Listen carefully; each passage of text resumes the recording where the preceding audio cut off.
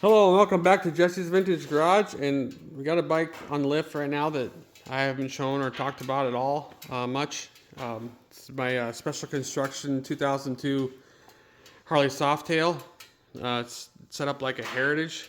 We're gonna go over couple things on this bike to start with, and what we're doing here is changing the oil in it for maintenance. I just got done riding it; it's all warmed up, ready to drop, and it's kind of my own barn find in my own barn kind of a thing where I go to the building where all the bikes are at, and then this is in the back. They're neglected, for a while because all these vintage bikes I've been riding lately, and the Road Glide I'm kind of like riding as my main bike for long distance, and this is kind of set up to the side. It's kind of too bad because this is a really fun bike, and it's really really smooth and comfortable and good looking. It's got 18-inch ape hangers on it, and it's just comfortable. It's got a solo seat on it right now. I do have a 2-up seat, but I don't have it on, of course.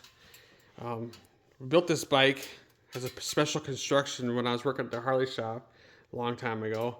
It's got a lot of takeoff parts from other people's bikes that they sold to me because they didn't need it no more because they put chrome on, and I modified it and painted it, or like the fork tubes here. This is actually looking, I have it kind of detailed up to look like a 49 panhead, but it has an Evo motor in it, of course.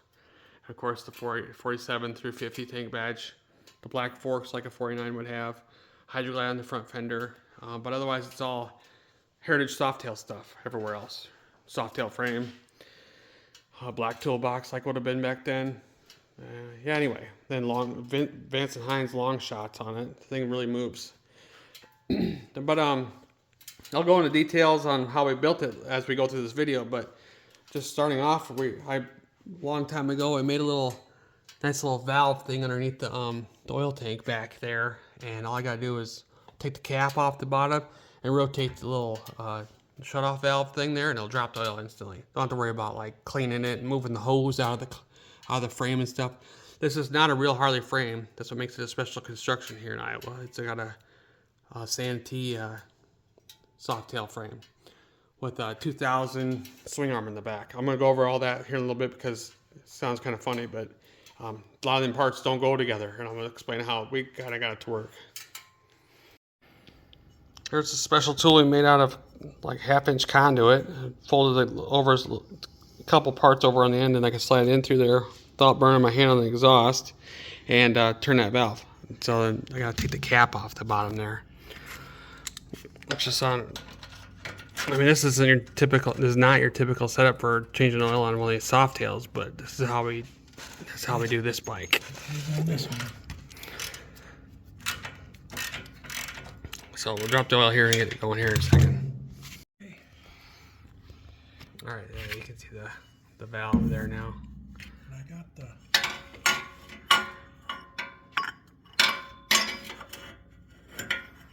Should be able to.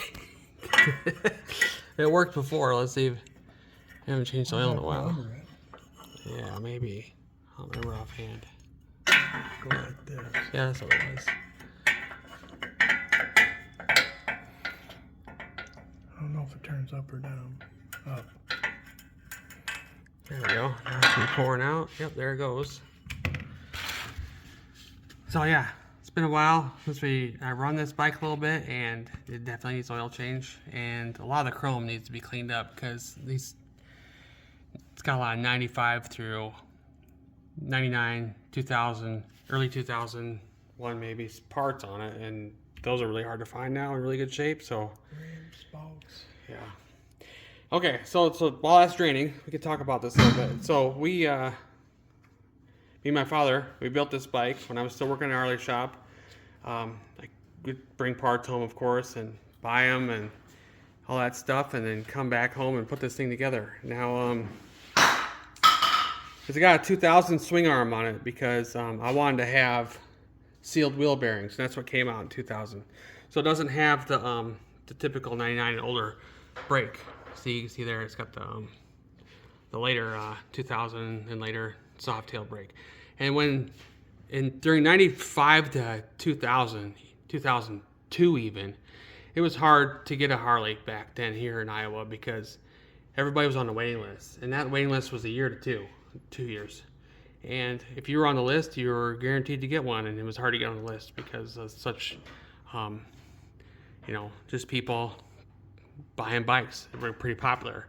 And at that time, maybe we all know that already, but at that time, they kind of held their value back then because supply and demand was kind of low.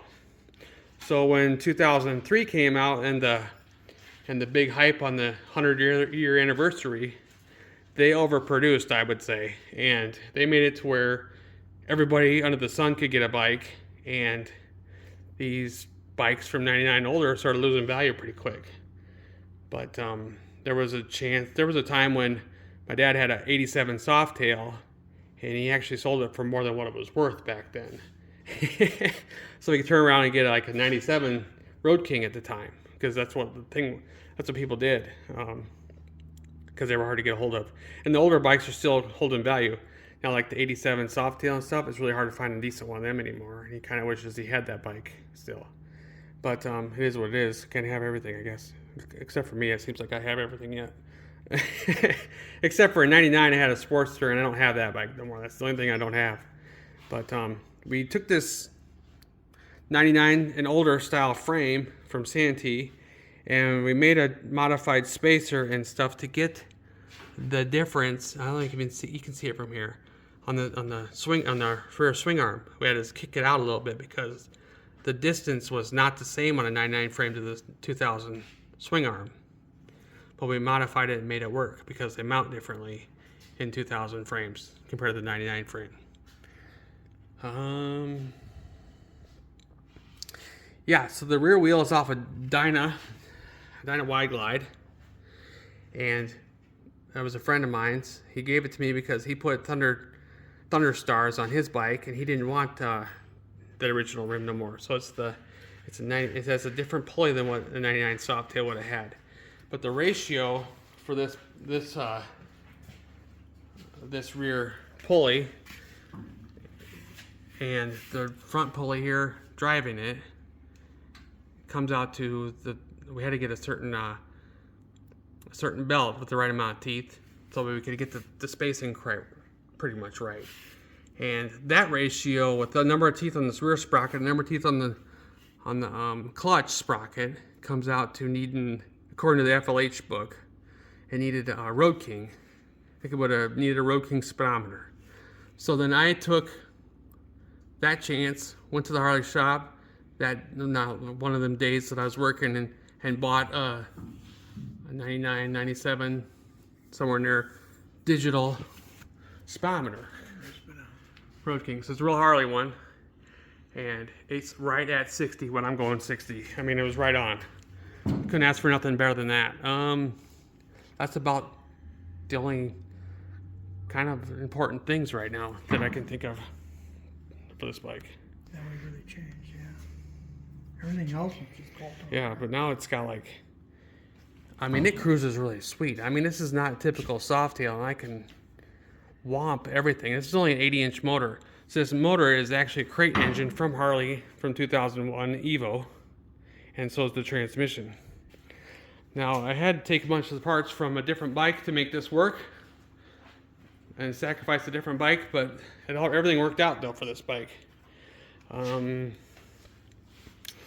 Yeah, so I mean, this is like I was saying, this is a crate engine, black and chrome one, black and chrome transmission, 5-speed.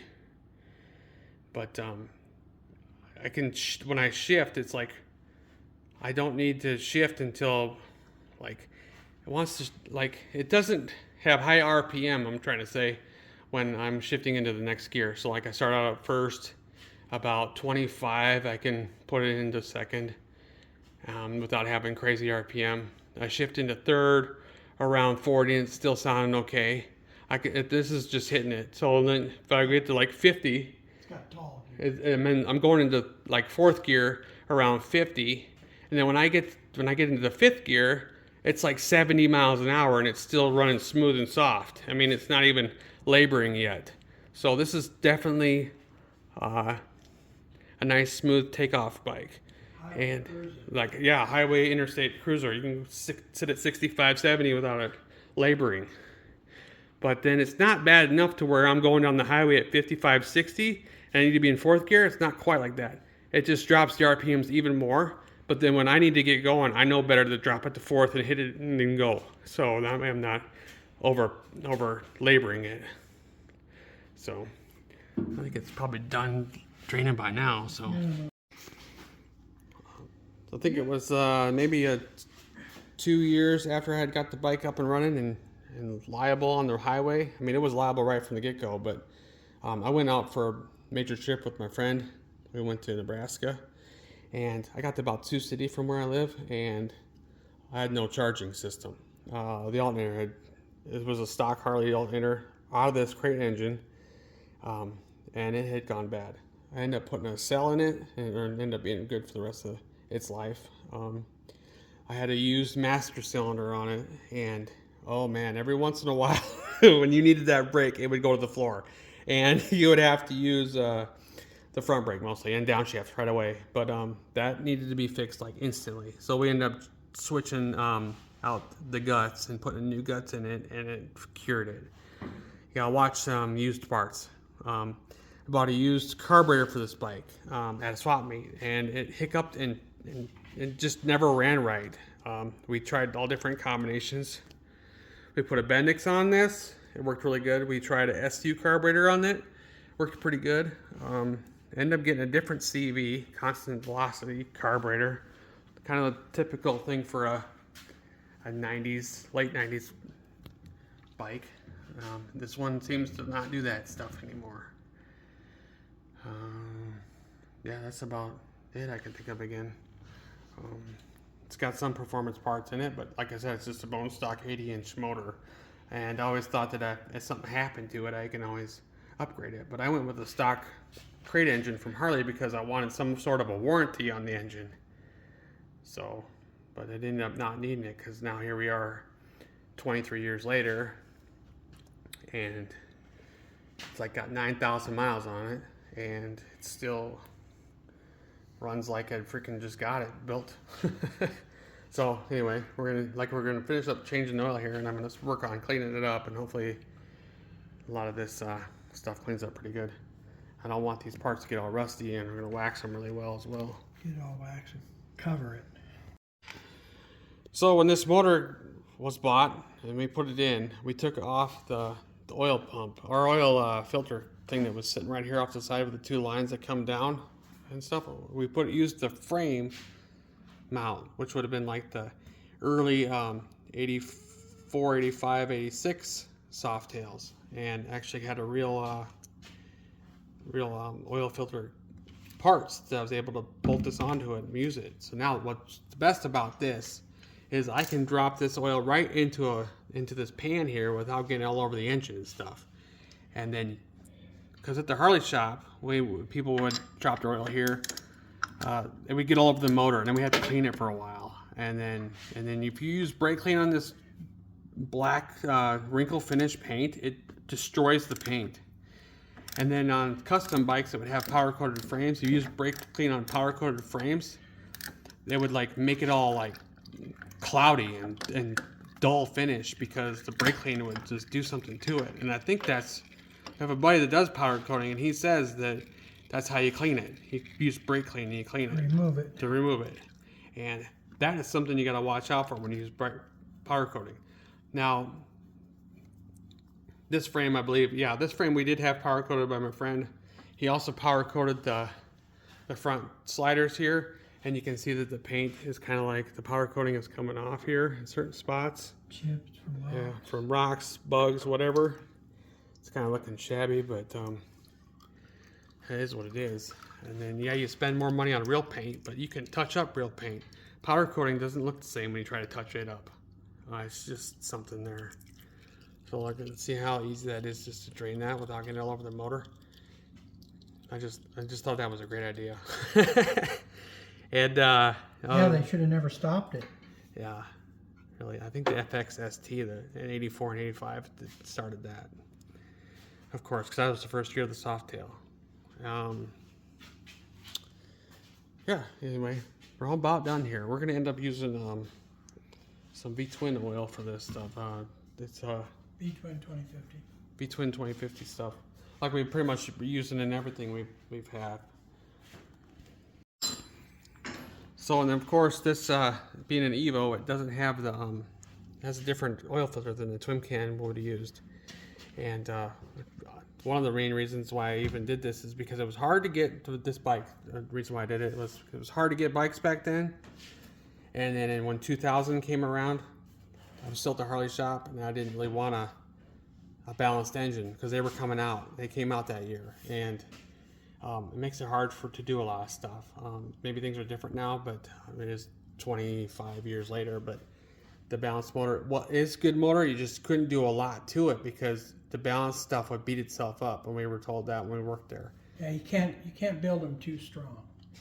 Yeah, and in Evos you can do ungodly things to them, and even change bore the cases even and put like 110s and all kinds of stuff. I always thought that would be an option maybe someday if something happened to this, but they're such a reliable engine that nothing did happen to it. Not even the rocker box gaskets didn't even leak. I mean, my 99 Softail, I had 2 sets of gaskets go out in it because they just weren't assembled right the first time, and then I blew one out somehow. I don't remember what happened, but yeah. So anyway, we're using, like I was saying with the oil, we're using this 2050 V-twin Mobil 1 oil in it, and such a comfortable bike to ride and fun bike. It's just that it's just one of them. I got 12 bikes, and this is one of the ones that just gets to luckily sit around all the time, unfortunately for it. But you know, just keep charging the battery up to keep it up because I don't want to put a new battery in it every time I want to ride it. I just only ride it like once or twice a year because I got all these other bikes to ride. Yeah, just keep a trickle charger on. We put a push button starter in here just to trick it out. It doesn't really operate only off of that. It's just better than the little thing that would have been there. It's more of a chopper thing. We eliminate all the switches on the top. Battery tender hooked up. Yeah, that's what that was. I figured that's what that was. It takes 3 quarts to fill this up. Of course, we put, like I said it before, we put this in it. Mobil 1 V-twin 2050. Anyway, the best way to do this, you're supposed to check the oil level when the bike's upright while you're sitting on it, and then on the dipstick, the mark there you see is the add. Okay, and this is what I got told. Anyway, and this is what it says anywhere in the book. But the best way to tell that you're full is at the bottom of that ledge where this neck is at on the oil tank. There's a little step right, all of a sudden just drops off into the tank.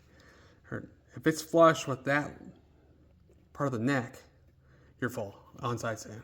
It'll be fine. It'll be fine, yeah. And plus, some of it's going to go down because it's going to go into the filter. So you will lose some, but it still won't be on that mark yet. Right, and we got 3 quarts so in, so that's the best way. So 3 quarts, and that's how you check it. All right.